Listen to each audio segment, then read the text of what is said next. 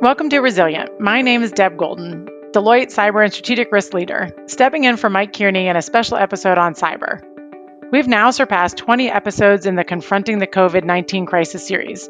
And you've heard from Mike. We've been diving into various challenges of a rapidly evolving environment, and the business landscape continues to evolve. That's why this and our regular Resilient series are so important. Today, we're going to talk about the impact of cyber attacks on the people whose job it is to protect the organizations from these ever-present threats. As gaps in the perimeter continue to expand in today's virtual environment, this is a very timely and critical topic. How has the pandemic drastically increased the risk of threat actors?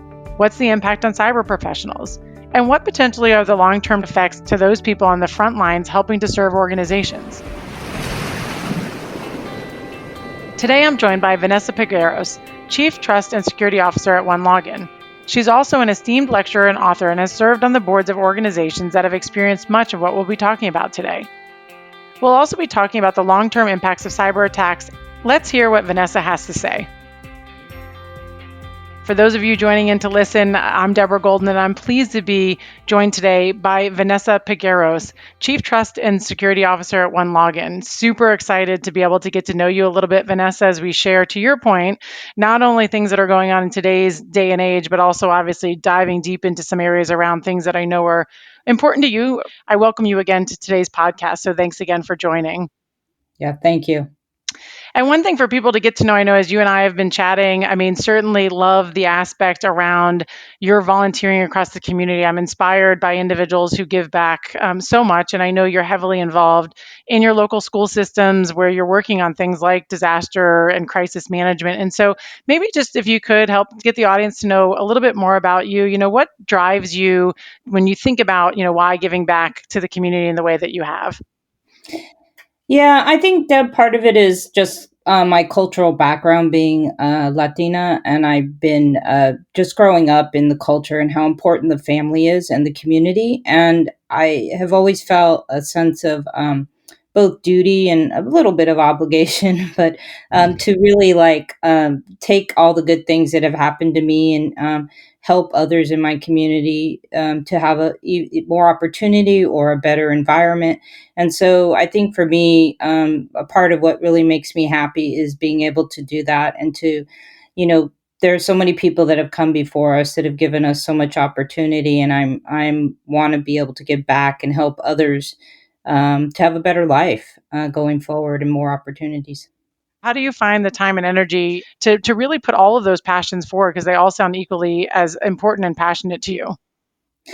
Yeah, time is a challenge. I wouldn't be human if it wasn't.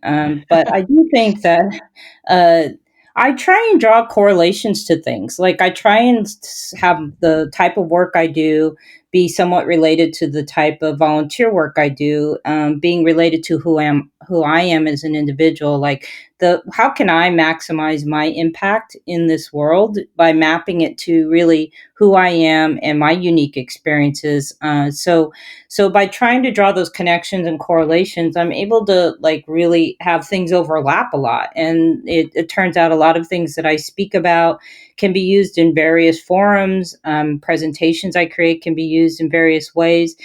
Even talking about this topic and how, dealing with incident response in my job and managing the human response around that's tied to the stuff I do in my volunteer work. So I try and kind of create a common theme across my life as much as possible. And then, there are things that are very different. Like I love hiking. I love, obviously spending time watching my son play baseball, and I have two sons. And I think it is working it all together, and it's challenging. And someone told me once, you have a list of yeses and nos in your life, and you got to sometimes look at that list and say, am I saying yes to things I probably should say no to, and am I saying no to things that I probably should say yes to? So I'm constantly relooking, and sometimes I drop things off my list and to make room for stuff that's more important to me. Oh, I'm liking the list of yeses and nos and the need to constantly reevaluate them because I think, just whether it be personally or professionally, things obviously are constantly changing. So the need to kind of reevaluate is obviously important. And I also know that you're a self-proclaimed education nut. And so maybe you can give a little bit of background on, where do you think that stems from? I know you draw a lot of correlations and connections, as do I do, to things that are going on in the world around us. And obviously, I think that's part of your creativity process. And so I'm just curious, were you always an education nut? Did you decide, at some point, wow, I just really want to dig deep in certain areas? Or where do you think that comes from? I think I actually was just wired that way. From a very early age, I just love learning, just consuming information. I remember even at a super young age, like 5 or 6, going into the grocery stores. Remember when they had like magazine racks? And I used to grab the Scientific America and read it. And I had no idea what I was reading it, but I just really loved, that's the science, the math. I was drawn to it very early in my life, and I excelled at it. And I think key to being successful in life is really kind of building on those strengths. I love learning new things. I don't want to be in a static place. I want to constantly learn. And so things are changing so quickly, whether in technology or even in our society. And I love just picking stuff up and learning it. And I think security happened to be one of the areas which I've made my career for with in the past 17 years. And it's like, I think one of the reasons it's been so interesting to me is it's constantly changing, and there's challenges that you just can't solve easily, and to this day are huge challenges. So I'm drawn to the difficult problems. I'm drawn to learning and constant change and not staying in one place. And so to me, learning happens to be one of the top strength on my strength finders. So that's just kind of who I am. Well, I love that, and I love the notion of being drawn to constant change. One more question, kind of about your background. I know we have a lot of listeners who are always curious how people have made their trajectory throughout their education, but also their professional world. And so when I think about and look at your background, you have a degree in mechanical engineering, and it looks like your first job out of college was, naturally in engineering. But I understand you went back to get your MBA fairly shortly thereafter, and I'm curious, was it something you learned about yourself on your first job? Was it something maybe you didn't know in college? Or were you, to your comment earlier, were you just looking for more insight, education, and knowledge to help better round out, your capabilities in the professional world? Yeah, I think it was a combination of things. I think, first of all, I would highly suggest that everybody out of undergrad go and work in within a company or an industry for a tiny bit before going to grad school, because I think it does just help refine your understanding of what you're really good at, or also what you may be interested in. Because when I first graduated from undergrad, I was like, I'm going to go back and get my master's in a technical area. And then once I started working, I realized that there was a lot more to the world than just the technology, and there was this whole business aspect. And I really just started to have a strong interest and curiosity around like all the business stuff, all the stuff I didn't learn about in undergrad. And but I also knew I really loved the technology, so I didn't want to like totally get away from technology, and I wanted to grow in a different way. And on top of that, my first boss out of college, he saw something in me around my ability to manage people, and some skill sets I had in interacting with technical people. And so he was a really strong mentor for me and really pushed me into, you should manage people, you should think about this. And I think he was right. I mean, that happened to be like a very key thing for me. I manage technical people very well, and that's not always an easy thing to do. And so uh, that combination of him seeing that potential in me, my natural curiosity, and realizing that I was a little unbalanced because I was just too technical and didn't have enough of the non-technical stuff. So all of that combined kind of pushed me into pursue my MBA.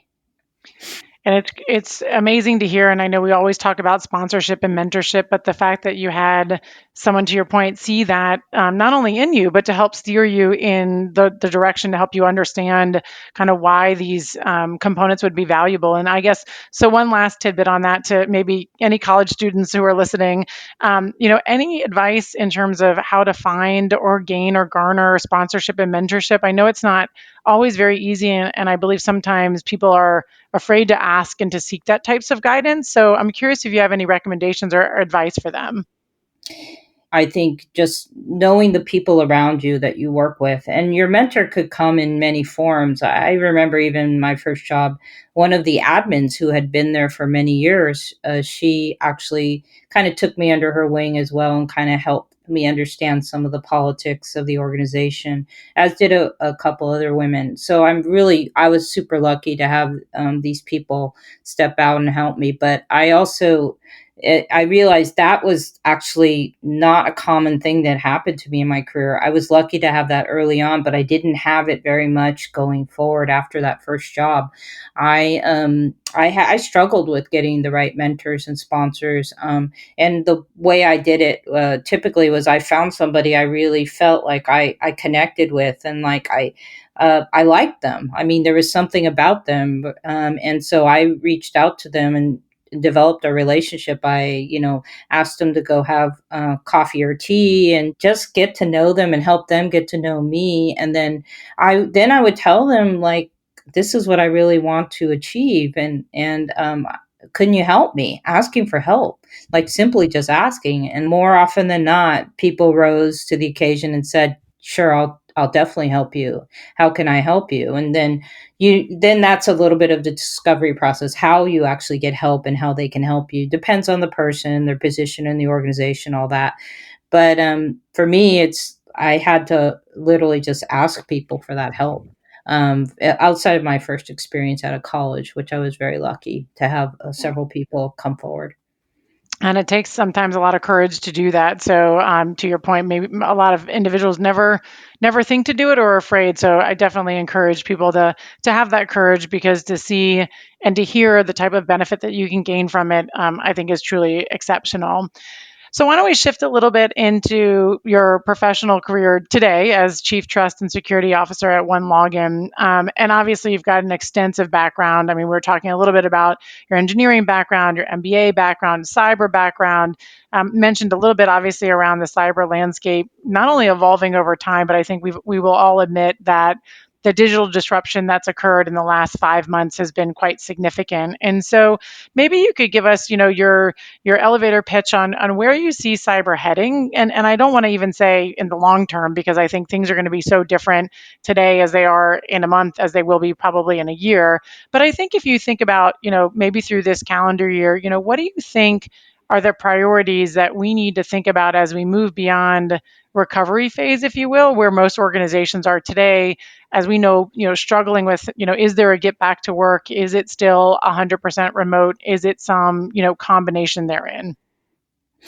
Yeah, that's a more than $1 million question. I mean, there's a billion-dollar industry around, multi-billion-dollar industry around security. But I would say a couple of things about security in general. Like, people say, will it ever go away? Will we ever need to stop worrying about this? In my lifetime, I don't think so. The characteristic of the cybersecurity space is that um, people are making money. The criminals are making money through ransomware, through theft of data, in any illegal activity where there's a lot of money being made. It's very difficult to stop that. And there's the motivations, a global motivation by individuals everywhere who are looking at ways to make money, sometimes to survive. And I think that's something we don't often consider, that we like to say all cyber criminals are horrible people, but in many cases, that might be their only source of employment or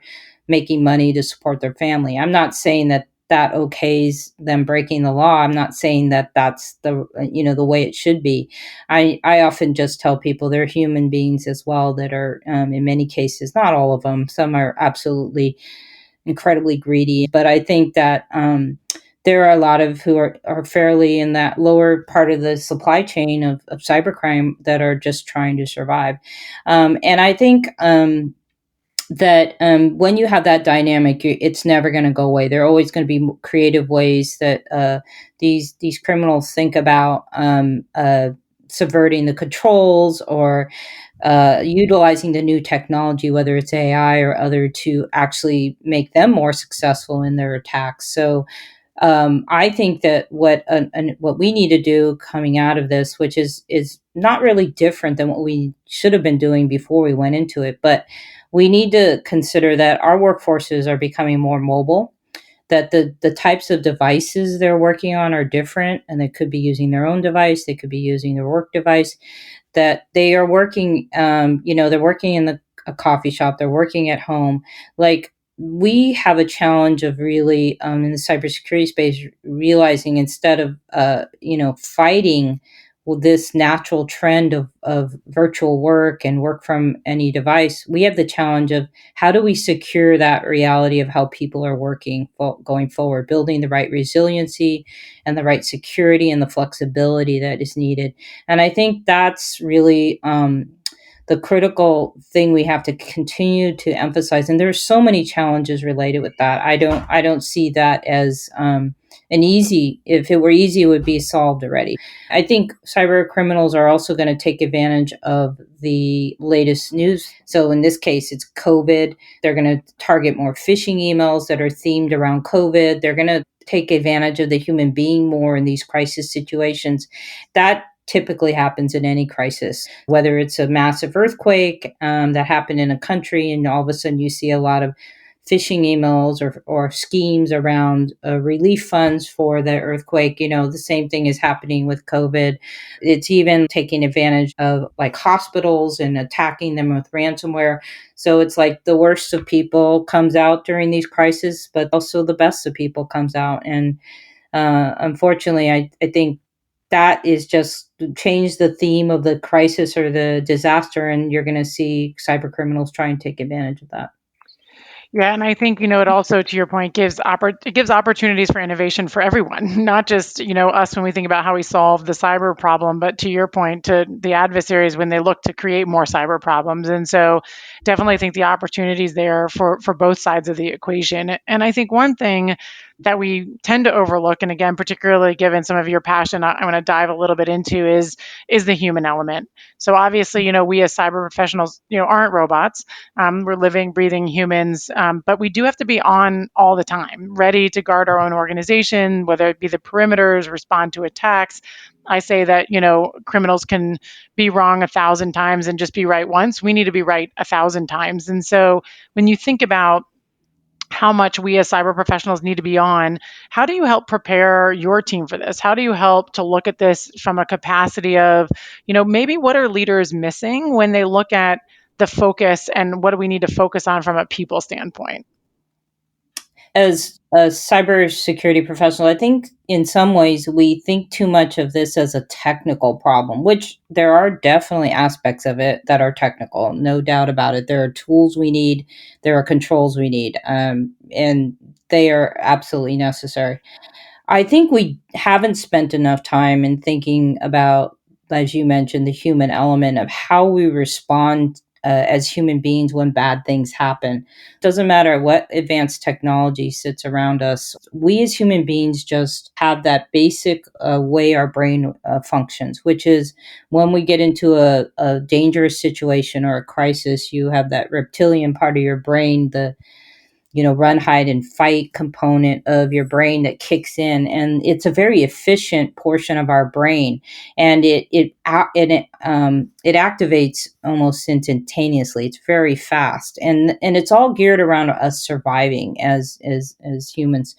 And I think that the challenge we have in cyber, and just getting our teams to understand, is that when a bad thing happens, whether it's some malware got on your computer, or ransomware, whether there's an incident that impacts your team, security incident, that we have to realize as leaders that the first response that humans have is: a bad thing happened, I feel bad. A bad thing happened, I feel bad.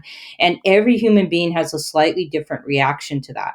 And if their reaction is too driven by the reptilian brain, they can't actually access those higher functions of their brain, which deals with like communication and how you plan and how you think about things, because you're so stuck in that first level of reaction. So what I try and do with teams is, first of all, I talk to them about this. Like, look, I know that this, if we have the security incident, we're all going to feel bad about it.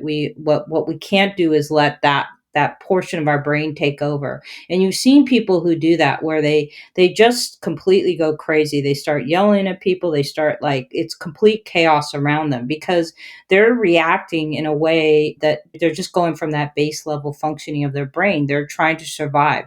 And so when a leader does that, that's the worst scenario, because everybody around you starts to also feel panicked. They start to contract with them in themselves because they don't want to do something wrong. And there's just an element of fear that surrounds everything. So what I try and do is I talk to teams, number one, about this, like, this is okay if you feel this way. Um, but I also try and say, look, we have to put systems and automation in place that allow us not to feel that as much. And what do I mean by that? So, like, we need to automate a lot of our security processes so that the machine is responding and not us as human beings. And when the machine responds, it doesn't have emotion. It doesn't, like, feel like it just does what you tell it to do. And so, to the extent that we could automate more of our processes, we are actually helping our people not be triggered in at that base level of reaction. And when they're not triggered at that base level of reaction, they can operate in the space that human beings operate well in, which is communication and planning and driving, interacting relationships and thinking. And that's where we complement these machines. We complement the automation. And that's really what I've been pushing a lot in my teams is, let's automate everything we possibly can so that we as human beings don't get kind of drawn down into that base level of reaction, and we have the energy and the emotion to actually rise above it and think better. So Yeah, and rise above and rise together, right? I think to your example of, sometimes when people are off in that reactionary mode, aren't necessarily have the wherewithal to be able to stop for a moment and realize not only what their behavior is doing to them as well as others around them, but also then what that cascading effect has or doesn't have, particularly as leaders. And so how do you take yourself out of that moment in the heat of the moment to make sure that you're providing the right direction and leadership, but also obviously showcasing the calm, to your point, to not only rise above it, but to then, rise past it as well. So I think very, very valid insight when you think about crisis moments and ways to adjust that. And I think it kind of rolls into, one of the other questions that I was going to have for you around something that I know both of us are very passionate about, and health and well-being, and tying that into when there's these stressors going on in the environment. And so, what are those tips to, how do you maintain? And it's something I continue to work with my teams often, of making sure that we do walk away at points in time to make sure that we're refreshed and truly able to deal with the challenges in front of us, because the challenges aren't going to go away, right? They're there every day, they're there every second, they're there on the weekends. And so, how do you help your tips and tricks of making sure that you pay attention to the kind of well-being not only of yourself but of your team members? there's a few ways to do it, and it's kind of a progressive thing. You unfortunately, it's not just like flipping the switch, but it's actually building some good practices and processes in place. Like, one of the best things to do to help people across your organization with this is, practicing mock incidents or tabletop exercises. Just really taking, your team and the extended team through these fictitious kind of scenarios and walking them through it. It's pretty amazing that even when you're walking people through a fictitious exercise, and if you structure it properly, they actually can feel like a slightly elevated heart rate, and they start to experience some of the physical symptoms of like of a real incident. And the point being is, you run through these I like to do them at least quarterly with my team. And then that way, you get the organization used to, it's like building muscle memory around these kind of incidents. And it calms people because now they're like, oh yeah, we had that situation. Here's how we dealt with it. This is who we go talk to. This is the process we use. It also helps because one of the biggest challenges during these crisis times is communication to your customers, communication to your board, communication to all the stakeholders that need to know. And also you have to really give your team time to recharge. Like I've literally on incidents had to tell people, get off the call and go sleep because people will stay up, beyond 24 hours. And then once you're sleep deprived, you literally can't think properly anymore. So I basically have had to tell people get off the call and go sleep, come back in, 6 hours or whatever. So being a leader in telling people when they need to take a break because people are so committed and they're so involved in it that they don't take care of themselves. They don't eat right. It's time to like really treat your body the best you possibly can because it's running on a under a lot of stress. And I just found or just breathing, I've taken team members through, okay, everyone stop, we're going to breathe. We're going to do box breathing. So you inhale for 4 seconds, hold it for 4 seconds, exhale for 4 seconds, hold it for 4 seconds. And we do like 3 rounds of that just to get everybody to stop because they get so riled up and like we just have to breathe and relax. So, and I think just creating an atmosphere where your team members check in, just, caring for each other in that scenario is important. When you think about building habits and your notion of muscle memory, it definitely takes time, and also to your point, the support from leaders and those around you. How do you help continue to carry that momentum and that support throughout organizations when it's not a crisis moment, when perhaps it's a regular day and somebody has been sitting at their desk for 10, 12, 13 hours? Because cyber is everywhere. It never ends, it never sleeps. But maybe not a crisis, meaning solving the cyber incident of the day. And so how do you help leaders understand that it is a habit and it is long term to not only perhaps build that habit, but also the benefit of it is repeating it every day, right? Not just doing it when your heart rate spiked once a month or whenever that's occurring from an incident perspective. So any advice to keeping that fresh and active throughout the days/months? Well, I mean, I think there's an element too of continuous learning involved here. So, like when you do have an incident, like sitting down and like really talking about what went well, what didn't go well. I think the challenge with that is like if you think about it, when something bad happens, the everybody just doesn't want to talk about it anymore. That's a very natural human response. Well, let's just not talk about that. Like, yeah, let's just move on. We're gonna go forward. So I think like making it a continuous process of when you're not in the actual crisis and talking about the things that went well, having a culture where people aren't blamed, but people are encouraged to learn from what happened. And I think a lot of times I've seen people feel like I'm going to get in trouble. They feel like they might get fired. The fear of getting fired, and that Right. that adds to the trauma of the incident they just went through. So I think helping I mean at all levels of management, helping them understand the realities of what it's like to deal with a crisis, and talking to the board about it. As a leader, I've talked to the board and really promoting like a culture of like, let's not fire these individuals. I mean, what better person to deal with that next incident than the one who just went through it and learned a ton of things, assuming they learned, right? But I think the natural, kind of reaction of a lot of organizations, and I understand some reasons why, but they fire the leader right away. Like there's this bad security incident, the first thing to do is they fire the leader, and the ripples of fear that creates in the organization. But it's not necessarily.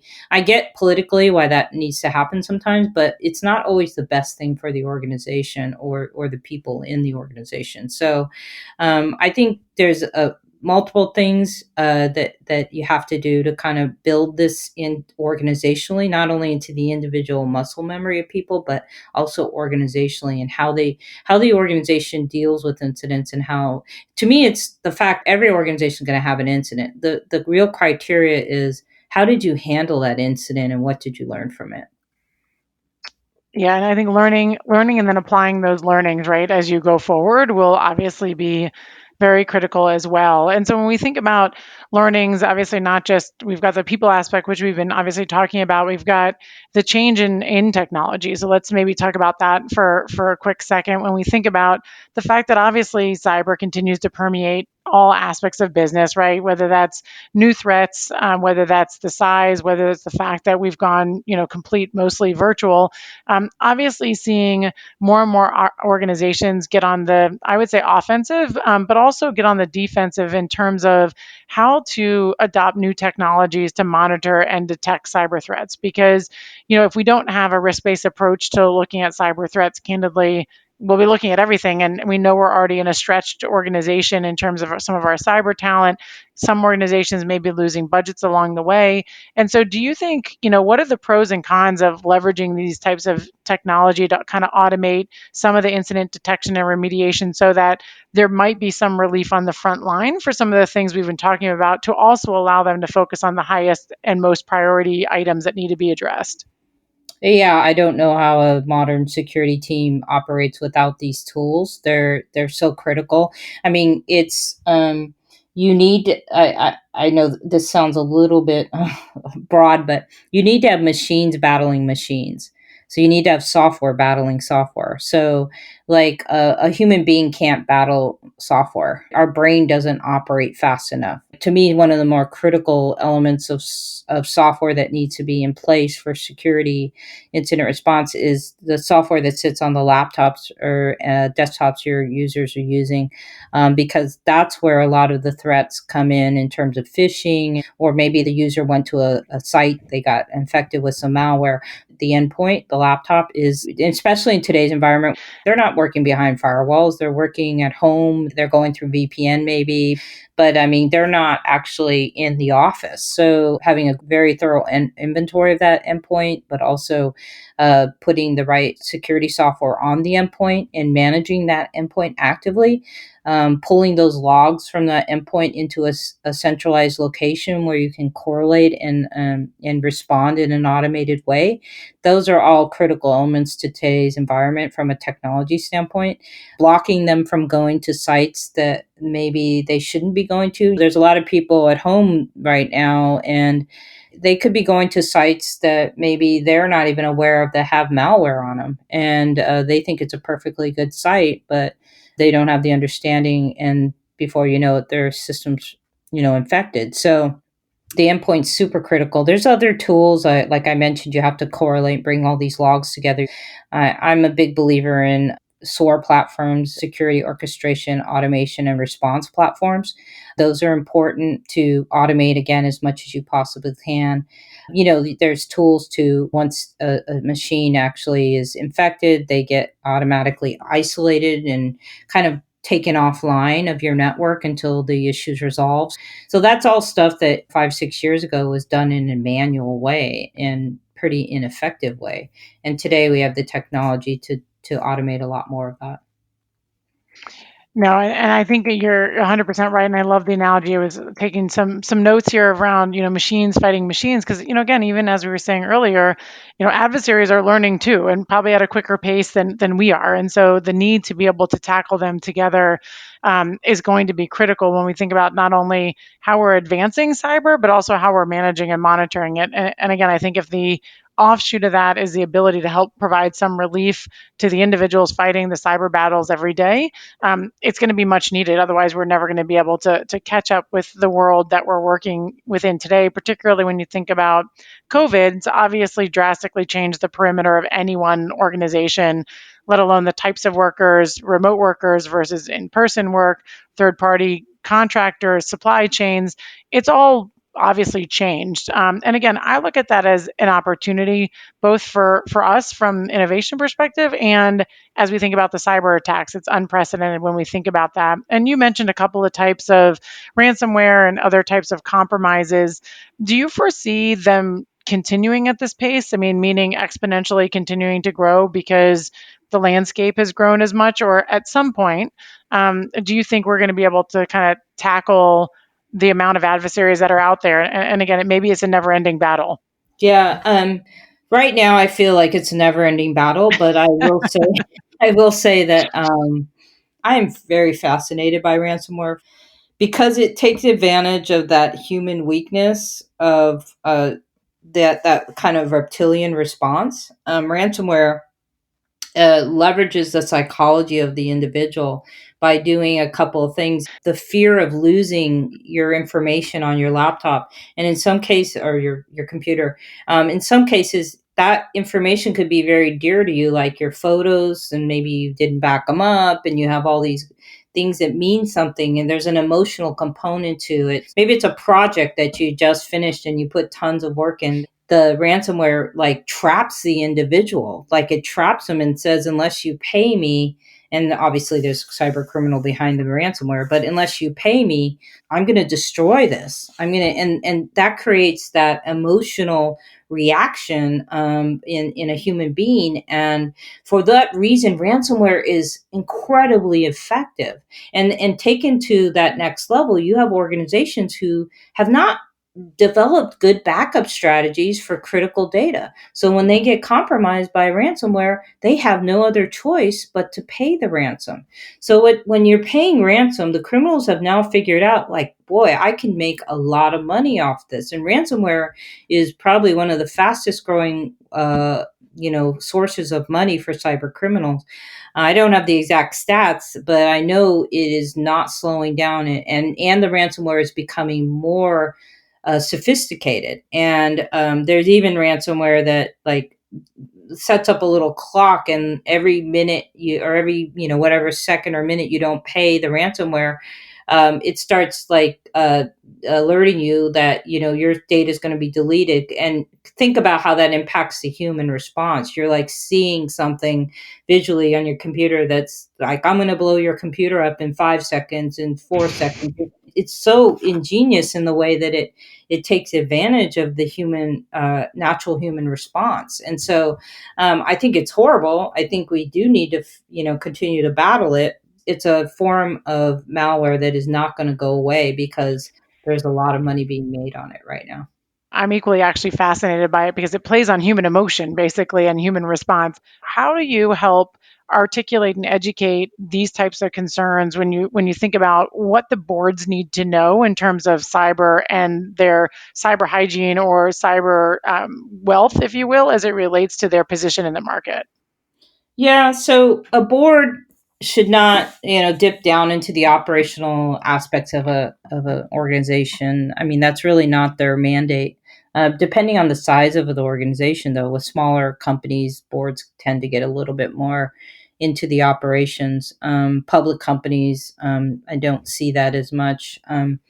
But it, it, it it's a balance because you can't sit there and talk to the board about 50 cross-site scripting vulnerabilities and some special APT ransomware. They're going to look at you like, what are you talking about? And that's the challenge, the complexity of cybersecurity, trying to explain that to a board. And it has nothing to do with their intelligence. It's just a skill set. People have been in this profession for years and years and years. Nobody would look to a surgeon and question, hey, I could do that, I can learn to be a surgeon in like a year. No, it's taken years and years for this surgeon to develop this skill set. The same thing with cybersecurity professionals. There's so much like detailed technical aspects of it that you just can't teach someone that easily. So I'm a big believer in, let's talk about the risk. You talk about the risks as they relate to the business, and what are the bad things. And I try and just like present like five, less definitely 5 to 7 risks to a board, and then like help them understand what bad could happen as a result of those risks, and then what are we doing to resolve them, and then continuing to report back on those risks, and how is the risk getting better, is it getting worse, what do we do, like. And I think I think the challenge is that, and being on boards myself, the challenge is boards they feel very nervous about this topic because it is complex and they don't really understand it. But I also say like that's where there's a series of questions to ask the whether it's the CISO or the CIO who's presenting. that will give you a better sense of, do they have a handle on this? It's not so much that you have to make sure that they're doing the solution is right, because that's not really the role of a board. It's more, do the leaders have a handle on this, and are they putting the appropriate focus and priority on it?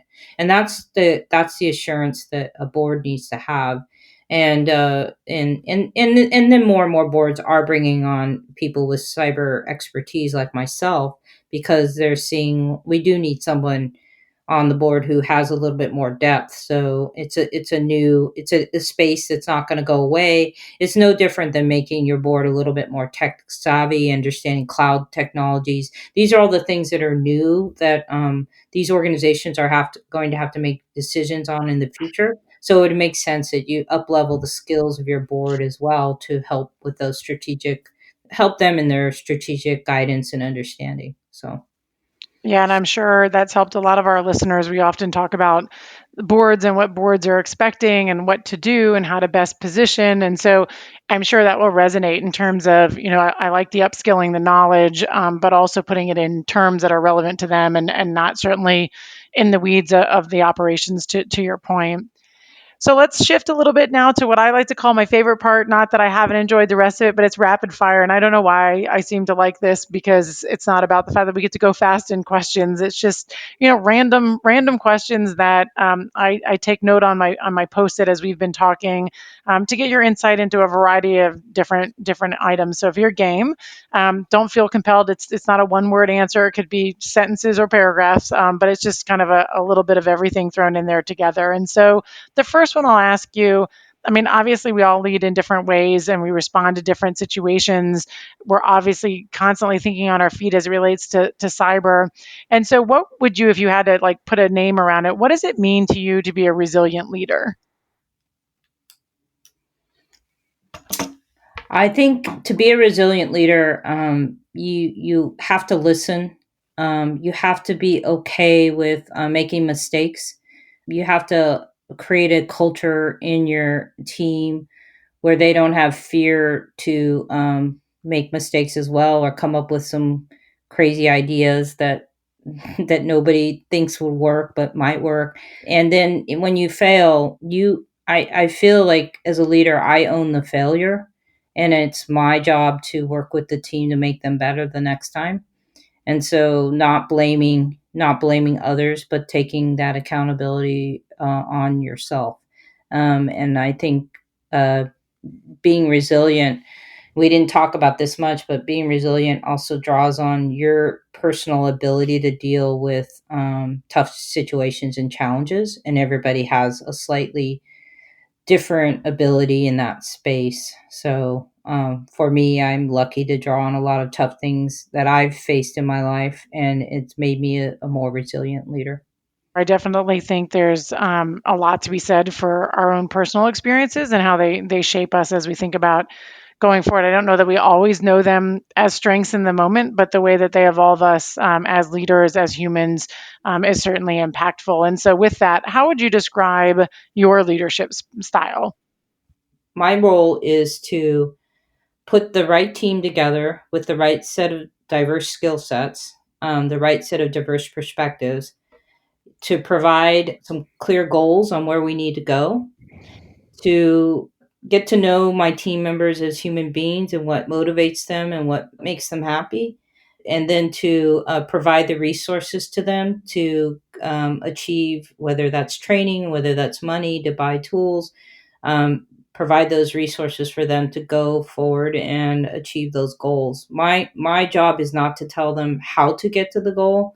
My job is to make it possible for them to get to the goal. And what are your aspirations? My aspirations have changed a lot over time. I think, uh, I really enjoyed going public with DocuSign. That was like a really fun thing from a career standpoint. I think I've enjoyed more and more working with small companies now, startups. I'm forming kind of that next chapter for myself. I really enjoy teaching and helping people, helping them be successful. So Right now, I'd say I've got a lot of puzzle pieces floating around, and I'm trying to figure out, like, what does that next picture look like for me. Right now, I think working at One Login and helping One Login become successful is probably my primary goal. Doing the board work and continuing to open doors for women and people of color within the boardrooms and other higher level positions. And being a model to basically, when people look at me as a woman, as a person of color, that they realize, wow, this person's sharp, this person knows her stuff. Wow, it changes my model around what a leader should look like. It changes my mind. Maybe I should consider people I haven't in these positions of leadership. And so that's kind of what I'm working on right now. And I guess to that same end, obviously as a successful woman with an extensive technical career path, what advice would you give young women, those minorities as well, individuals of color? I mean, regardless, when you look at the variety of racial and sexual orientation, that we want to have that diversity in our teams. I mean, I think cyber challenges in and of themselves are so complex. Having the more diverse thought at the table is a massive benefit. But I also know that some people may view this as daunting. They may view a technical career path as daunting, perhaps that others don't look or sound like them. What would be your kind of, mentorship advice that you would give to someone, and the keys to kind of helping them progress in this capacity if it's something of interest, or even if they have no idea it's something of interest for them? I go back a lot to what are people's strengths. So knowing your strengths, and I think unfortunately, especially for girls at a young age, like they have aptitudes for math and science, and for whatever reason, I think like right around middle school and stuff, there's like they tend to drop off in their interest in that, and like I just would say like don't don't give up because society may pressure you. Maybe it's not girlish enough to like math and science. So, or you might intimidate the boys if you know math or science. I mean, I guess I wish I would just love more girls to like follow their passion around math and science. And I think that if you're already like in maybe graduating from college and you maybe you don't have a technical degree, but you may have that passion. Like I know a lot of people who were math majors who are great security professionals. They don't have any computer science. I think there and the field of cybersecurity is growing so much. I think there's room for people who have a strong psychology background, who are just curious and they don't mind, you can't be afraid to learn. I mean, you need to develop an expertise though, and I think that's the thing. Don't It's hard to be a generalist if you want to stand out, so you really need to like pick your thing, whatever that is, and really dive into it and talk about it and write papers and like make yourself known in that thing, whatever it is. And the good thing about cyber, it's such a broad field. There's areas of compliance, and there's areas of law, and there's areas of psychology and technology, and like you could take it has a lot of opportunity, a lot of surface area for you to say, I want to be in cyber, and this is the space I really want to focus on, and this is what I want to become known for, and build your personal brand around that. And speaking of brand, as we wrap up, and I honestly have loved this conversation so much today, so I appreciate all of your time. But I have one final question when we think about brand, and the always elusive, what are the three words that would describe your brand? Let's see. Definitely resilient, caring in a broad way, caring about the world, the community, or everything. And I'd say thoughtful. And I would only add authentic, because this conversation has been nothing but that. And so I appreciate all of your insight and all of your great, thoughts around when we think about cyber and our people, but let alone also the challenges that we're faced with in the day to day. So again, Vanessa, I want to thank you so much for being with me today. It was a fabulous conversation. Yeah, thank you, Deb. It's great. It was great to talk to you, and all the questions that made me think as well. Really appreciate that. Thank you, Vanessa. It was fascinating to be reminded that people are at the center of organizations, specifically as we react to COVID-19. It's not just about the technology. I especially enjoyed hearing about your sense of community, your passion for cyber, and how they all come together as we look at facing what's in front of us, not only with COVID-19, but the increase of cyber attacks on our environments. A lot of topics have been covered over the last couple of months, and Mike and I will continue to bring many more. And as the host of our Resilient Cyber series, I hope you keep listening as I bring back the insights from cyber leaders across the globe. If you have any topics that you'd like for us to consider, or anyone else that you'd like to talk with or hear from me in terms of these podcasts, please feel free to hit me up on LinkedIn or Twitter. And for more insights across all aspects of COVID-19, just go to Deloitte.com and visit our COVID page. You can also listen to the Resilient Podcast on Apple Podcasts, SoundCloud, Stitcher, Google Play, and even Spotify. And like I said, please feel free to connect with me on Twitter and LinkedIn.